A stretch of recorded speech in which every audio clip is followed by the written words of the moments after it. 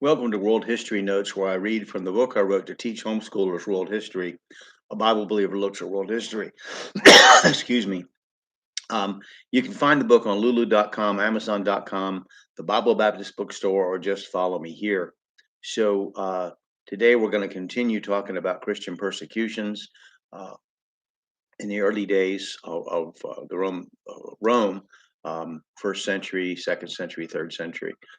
So I'm going to start crucifixion, burning at the stake, being eaten and torn apart by wild animals, sometimes after being sewn up in the skins of other animals, being crushed, and also set fire like human torches so that their screams of agony could entertain dinner goers at some feast, were the lot of many of these martyrs.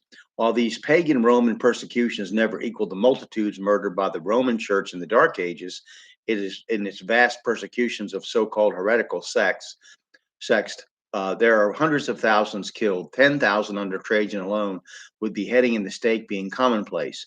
John Fox's Book of Martyrs relates this account of martyrdom under the Emperor Severus from an earlier account. I'm just going to quote this as an example. Perpetua, a married lady of about 22 years. Those who suffered with her were Felicitas, a married lady, big with child at the time of her being apprehended, and Revocatus, catechumen of Carthage and slave.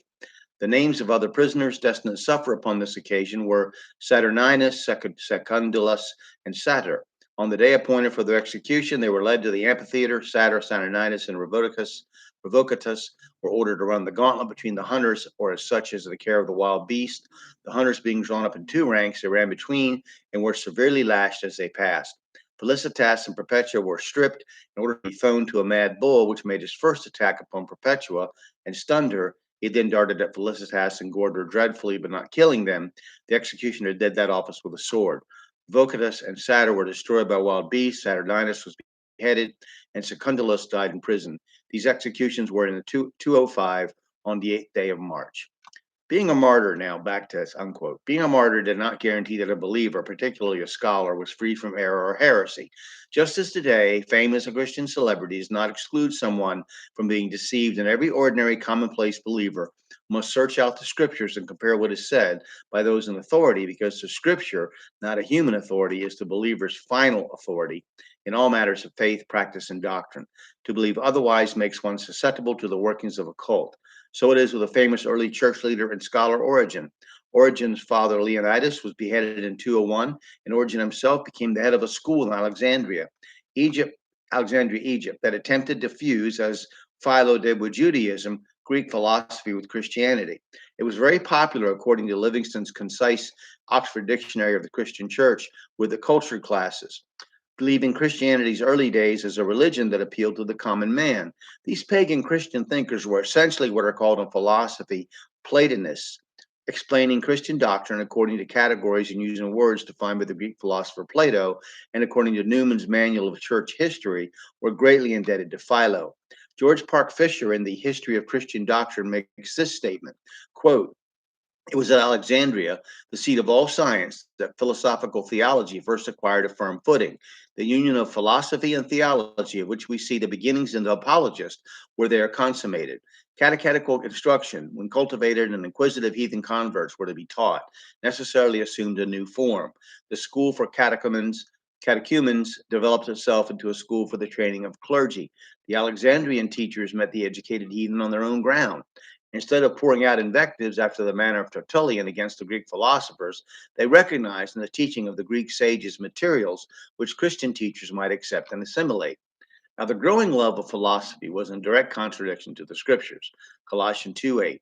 Colossians 2:8. Beware lest any man spoil you through philosophy and vain deceit, after the tradition of men, after the rudiments of the world, and not after Christ. For the only time the Greek and Latin word philosophia is used in the New Testament. An additional warning regarding false science is given in both the English and Old Latin Bibles in 1 Timothy 6:20. O Timothy, keep that which is committed to thy trust, avoiding profane and vain babblings and oppositions of science falsely so called. And I have a quote from Hetzenauer's 1906 translation of the Old Latin. It's the same wording. In Philip Schaff's monumental work, History of the Christian Church, which is available free online, he says about this school in Alexandria and Origen's involvement. From this catechetical school proceeded a peculiar theology, the most learned and genial representatives of which were Clement and Origen. This theology, on the one hand, is a regenerated form, Christian form of the Alexandrian Jewish religious philosophy of Philo. In the 1990 edition of the New Standard Encyclopedia, we have the secular version of this situation. Alexandrian school, quote, a name given to various groups of persons engaged in artistic and intellectual activities in Alexandria, Egypt, during the Hellenistic and Roman eras. The blending of Western and Eastern knowledge and thought was the distinguishing feature of the schools. Literature of the Alexandrian school was based on scholarship rather than originality. The writers working in the museum and library cataloged, analyzed, and edited more than they wrote. As the Christian era began, the Alexandrian Jew Philo, combining religious ideas with Greek philosophy, emphasized the mystical quality of man's relationship to God. Philo influenced two late second century Greek fathers of the church, Clement of Alexandria and his pupil Origen. These two, in turn, headed Alexandria's catechetical Christian religious school, where both Christian and pagan Greek writings were studied, and where the philosophy later known as Neoplatonism evolved. And although Neoplatonism was a pagan philosophy and Origen, after his death, was disowned by the church as a heretic, much of the mysticism of the Alexandrian school of theology was absorbed into Christian thinking. To sum up the disdain the Christian who loved the Bible had for the Alexandrian band of mixing pagan philosophy with Christianity, Tertullian said, "What has Athens to do with Jerusalem?" And we're going to start there to finish this section. Next time, we have some more things to talk about heresies that entered the early Christian church through Greek philosophy, trying to make it more acceptable, Christianity more acceptable to the upper classes and the educated bunch. So we'll stop here for now and we'll continue tomorrow. Thank you.